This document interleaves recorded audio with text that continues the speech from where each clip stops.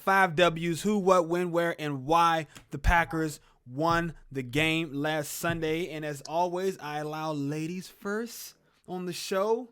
So, Savannah, tell me your who stood out on offense and defense this past weekend. Offense, I have to say Aaron Jones. Okay. Watching his highlights, watching him in the game was great. But watching his highlights, it's mind-blowing how many missed tackles he forced. And because of that, how many first downs he was able to get and keep us moving and keep the chains moving. This guy was almost impossible to take down. He was 1 yard short of 100 rushing yards. So that makes me mad. I know, right? Give him the ball one more time. But just in general, he was phenomenal looking on offense. I definitely think that he was a standout guy for offense. On defense, I have to say Desarius Smith. I'm not sure. Let me see if he had what pressures and stuff that he had. Even if it wasn't, I think he did have 7 pressures. I think he had 7 pressures and he had the sack. Yeah, he was there every single play. He was making. The dog is showing Z some love, man. The dog is like, Z. He was able to make an impact almost every single play. There was actually a couple of guys that stood out, honestly, if you ask me. We can always go with Aaron Rodgers. I mean, of course, right. I mean, he had maybe the play of the day, and I mean, Adams and Jones. But I'm going to pick an unsung hero, a guy who I've been talking about for, the last 4 or 5 months now. To me, I think as maybe potentially the best offensive lineman, best young offensive lineman in all of football, and that's Elton Jenkins.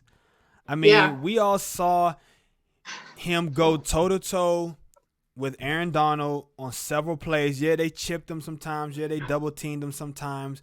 But there was also several other times that I saw he took on Aaron Donald by himself. And we all saw that one play when Aaron Donald got the 15-yard face mask penalty, unsportsmanlike conduct. He was mad. He was mad. He wasn't able to get pressure on him at all. And his bull rush wasn't working. His swim moves wasn't working. His speed wasn't working. And Elton Jenkins, injured or not, 100% or not, he took Aaron Donald's best shot on that day, whatever he was able to do. If you're in the game, you're in the game. And I don't want to hear any goddamn excuses, okay? And he showed up, man. And they didn't allow a single sack all game. They only allowed 1 pressure, and I want to say I saw a stat somewhere, and I didn't write it down because I thought I wasn't going to forget it.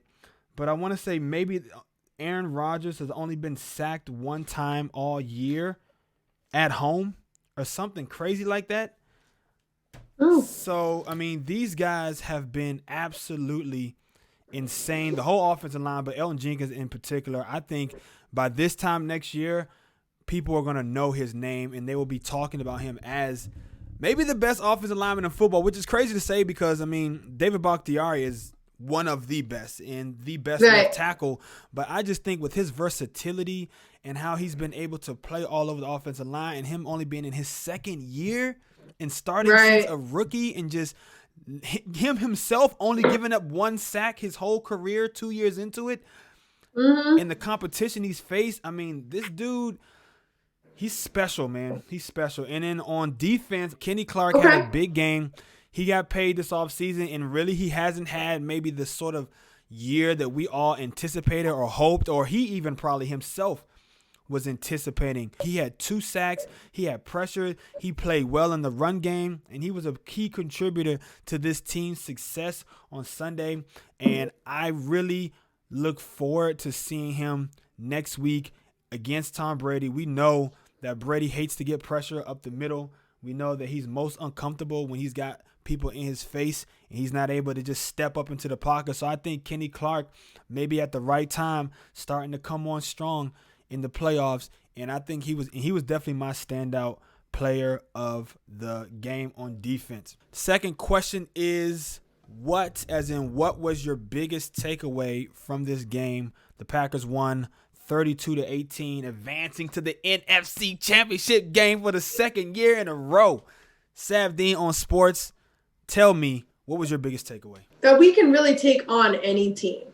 The whole narrative all week was oh, the number one offense against the number one defense. Like, defense wins championships. The Rams are going to win. Aaron Donald's unstoppable. Like, everything. Obviously, they gave Aaron Rodgers and Devontae Adams love, saying that they have a great connection. They're going to do well. But all you heard was Jalen Ramsey is going to shut down Devontae Adams. Yeah. Aaron Donald's going to, like, get past our offensive line. And we really proved that no matter who we play against, we have a shot. And we are a complete team.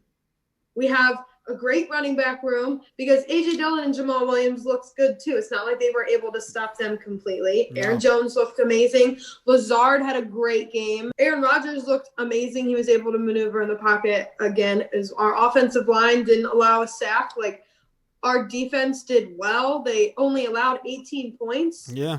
I'm going to say my biggest takeaway is this running game is freaking legit. This running game is so legit right now. I hope it's too legit to quit. So LaFleur, this week, I want to see more runs. I want to see more formations. And on that note, did you notice that new package, that new little wrinkle that LaFleur broke out this week where he had Dillon and Jones in the backfield at the same time? When I first saw it, I was like, oh my God. This is what Savannah talked about. Did we talk about, like, finding ways to get Aaron Jones and A.J. Dillon and everybody involved? Like, I was like, oh my God, this is a new wrinkle. And I was like, maybe LaFleur is waiting for the playoffs and he still has some tricks up his sleeve. You know what I mean? Mm-hmm. And here we go. First game, he busts out this new formation. Brian Baldinger on Baldy's Breakdowns, he talked about that formation. Because when I first saw it, I was like, is this new or maybe I just don't remember it? But he even said, LaFleur broke out this brand new formation, and he talked about how it was able to get guys singled up and how it created a soft box for the running game and how they also threw off of it and all these different little things. And I'm like, this is what I love to see. And this is what I can't wait to see next weekend. What other little wrinkle that LaFleur has in store for these Buccaneers, because I'm pretty sure that he will. They ran for 188 yards, I want to say. Everybody got involved in the game. Even Rodgers had his little quarterback scramble. That was my biggest takeaway, that this team can run on anybody. Speaking of, like, rushing real quick. So, obviously, Aaron Rodgers had a rushing touchdown this past game. Do you know when the last time was in the playoffs that Aaron Rodgers had a rushing touchdown? I'm going to say it was maybe the Atlanta game. The 2010 NFC Championship game. Okay, I was in the right year though. Yeah. So that's just, Yeah. We're having Lil Wayne drops a song, 2010. Aaron Rodgers has a rushing touchdown, 2010. Packers win the Super Bowl. 2021. Okay, Lil Wayne drops a song. Aaron Rodgers has a rushing touchdown. We're getting there. We're getting places. I'm liking how you're thinking. I'm picking up what you're putting down, Savannah Dean. I'm picking up what you're putting down. Okay, so the next W is win, as in when was the turning point for you in this game? I feel like our team looked pretty strong throughout the game. We always have a down third quarter for some reason. I don't know why the third quarter is just not our quarter, but it's just not our quarter. But that play to Lazard, like the route where he threw the touchdown pass to him, I don't want to say that was a complete turning point, but that's where it, like, sealed the game. And you could tell that before that play even happened, Rodgers knew exactly how Lazard was going to run that route, and exactly how long it was going to take him to get open. I mean, Lazard didn't even have a chance to look at the ball, turn around and look at the ball before it was out of Rodgers' hands. You know what I'm saying? Yeah, like that was a point in time in that video going around of him, like, dangerous smirking and stuff. Yeah. It was right before that play. So that was probably the turning sealing point for me. As far as my turning point, I almost went with that Lazard play, but then I went back over my notes, and I'm going to actually say, like, that Rodgers run, man. The Rodgers run right there, I think it was, in the second quarter when he scored that touchdown? Yep, it was right at the beginning of the second quarter. And that made it 3-16. And to me, just like it put Green Bay in the kind of game that they wanted to play. They were up by enough points that they can stick to the running game. You know, the Rams were feeling maybe a little desperate. They started breaking out the Wildcat formation and doing all this other kind of stuff, like just kind of doing anything to kind of stay in the game. But I just feel like that's when the Packers really were kind of in command.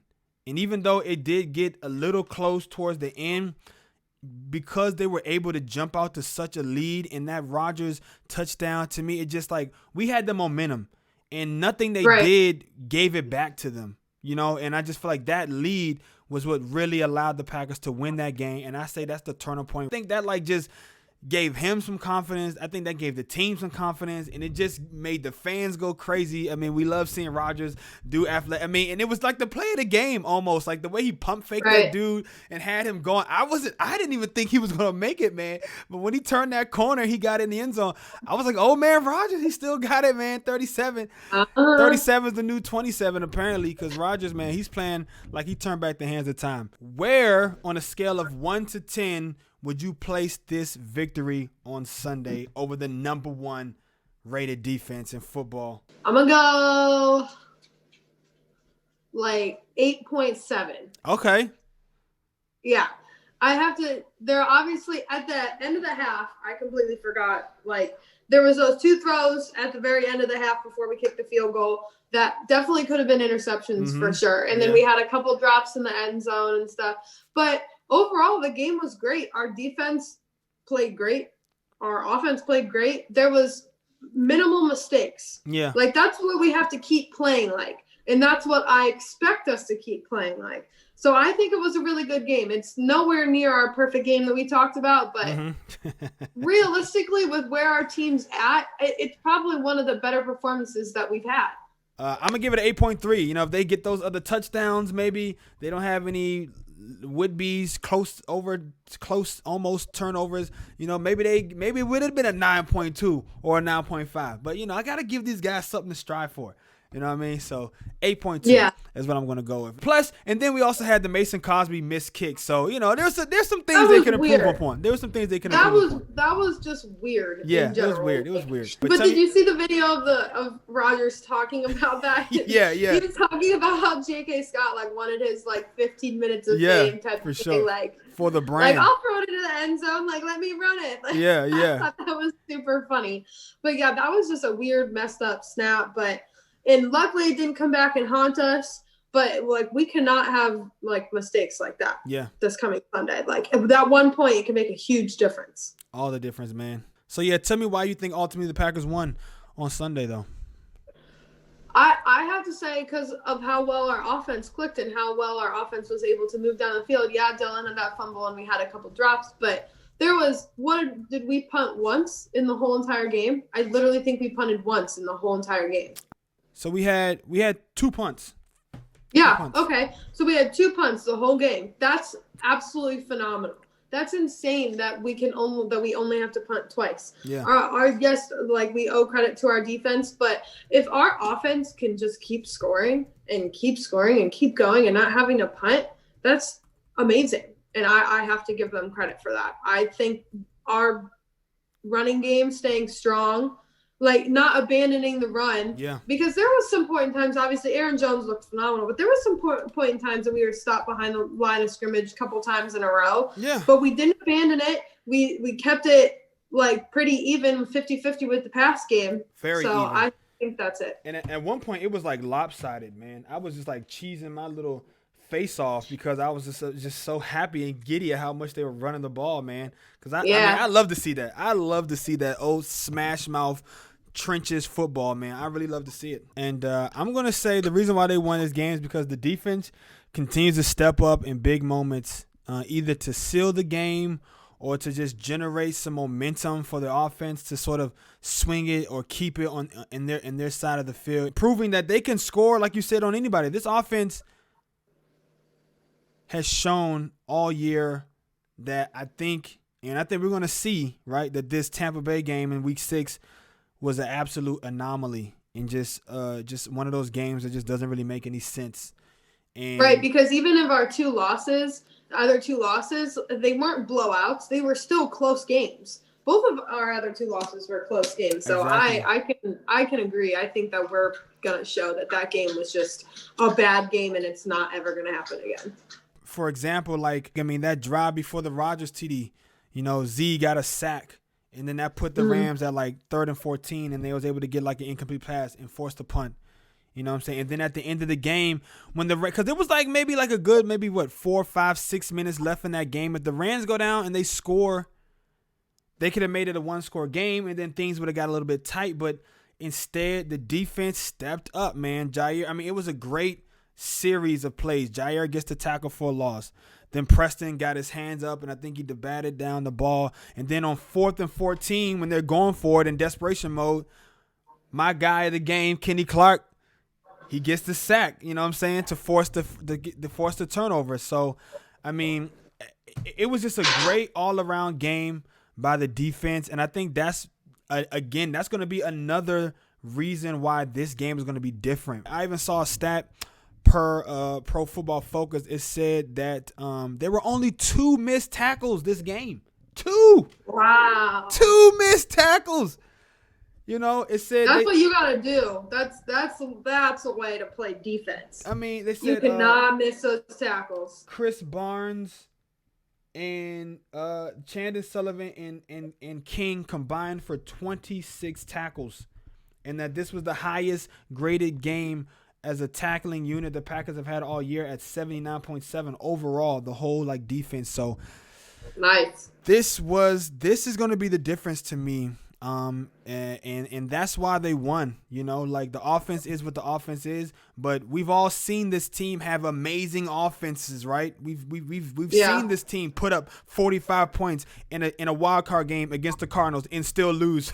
Okay, 45, 49 or whatever it was. I mean, we've seen Rodgers put up 30, 40 points and still lose games. So it's going to be on the defense, and they don't have to do everything. But if this defense can get turnovers, they can get key stops on 3rd down. They can get big sacks at key moments and force punts and keep holding teams to under 100 yards rushing.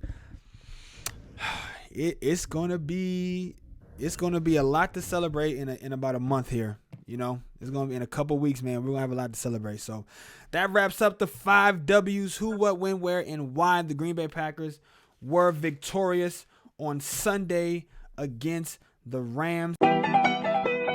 Puda, you the GOAT, boy.